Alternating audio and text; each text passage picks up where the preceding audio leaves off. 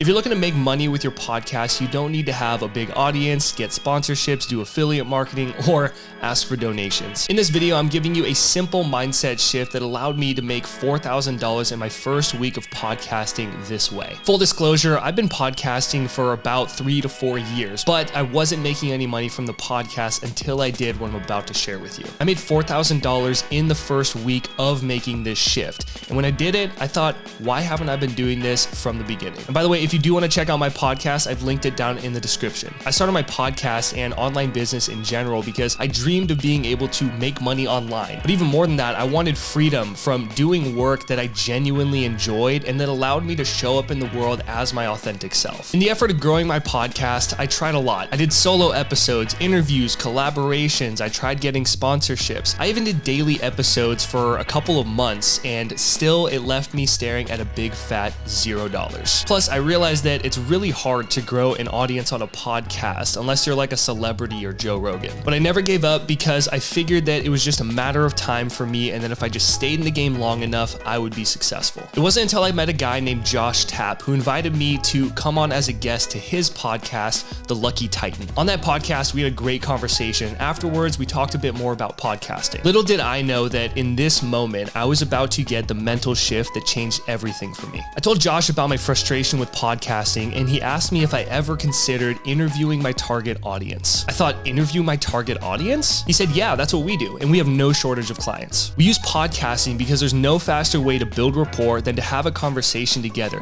especially when that conversation is about them. Plus, who doesn't want to be on a podcast? That was the mental shift. It's that time after the interview when you stop recording that you get what I call the golden window. That's your opportunity to ask this person, what are you working on and how can I support you? And it's asking this question with a genuine intention of helping the other person. After I had this aha moment, Josh then looked at me and said, you just have to do a crap ton of interviews. I started by making a post inside of a Facebook group called Podcast Guest Collaboration Community. Find a guest, be a guest. Here's what I wrote in my post. I said, hey guys, I'm looking for some fellow creators to come onto my podcast. The goal is to put our heads together to support other creators who are starting out and building their own businesses based on their expertise. To qualify, I'm looking for people who have simply made an income online from sharing their knowledge, passions, and skills. You don't need to necessarily have made a ton of money. Sometimes it's cool to hear from people earning their first dollars, especially if the listener is just starting out. Episodes will be short, about 20 or 30 minutes, very conversational, and you must be willing to share all of your secrets and not hide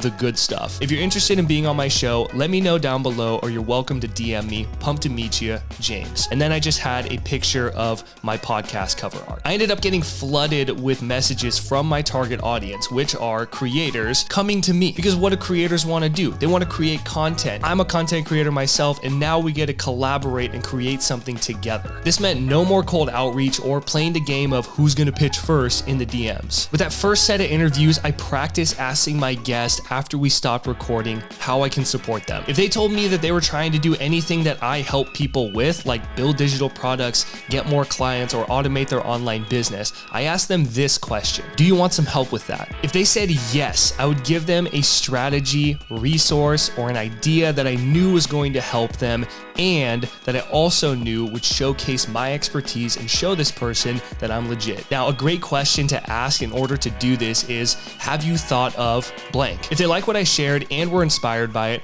I'd invite them to another call where I just focus on helping them reach their goals, aka a strategy session. And it was in that first week of doing this that I made $4,000 from my podcast. After making that money, I was blown away at how easy and authentic that felt on both ends, because it's just about connecting with your audience, building a relationship, and seeing how you can help them. But part of me also wondered, was that just a fluke? Was it just luck that I was able to do that? I decided to keep doing this for another 2 to 3 weeks, and I didn't make a dime, but I kept trying, curious at how long it would take to make another sale. You see, business is a series of experiments, and that's all I was doing here. But it wasn't just about making money. It was about working with the right people and still keeping a good reputation for my podcast. I genuinely wanted this podcast to be a killer resource for anyone looking to start and grow their own online business, regardless of what stage they're at. That's why I like to interview people who are making millions of dollars and people who are earning their first dollars online. That way there's a little something for everyone. So for a couple weeks, I wasn't making any more money from this podcast, trying this strategy, but then something really cool happened. I looked at my calendar and saw a handful of strategy sessions booked from people that I had never met before. When I got on the call and asked where they found me, they said that they heard me on somebody else's podcast, loved what I was doing, and then decided to book a call with me. From that batch of calls, I ended up having an $8,000 day. The guests that I had on my show also had a similar audience, and then they were asking me to present on their podcast, and that's where this batch of people discovered me. So now when I do a podcast, I look for three things in a guest. First, are they going to bring value to my podcast audience? Because I do have an audience on my podcast. Second, could this person be a potential client that I could work with? And third, do they have an audience that would be interested in my message as well? If they can bring value to my audience and check off at least one of the other boxes,